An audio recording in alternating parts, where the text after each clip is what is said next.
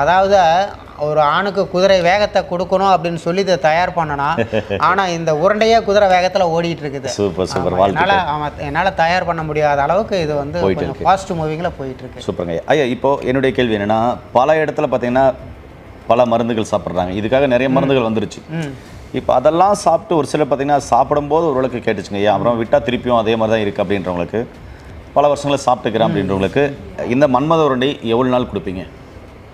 இல்லை, மேக்ஸிமம் யாருக்கு கொடுத்தாலும் 15 நாள் தான் மருந்து. 15 நாள் தான். 15 நாள் அதுக்கு மேலே இல்லை.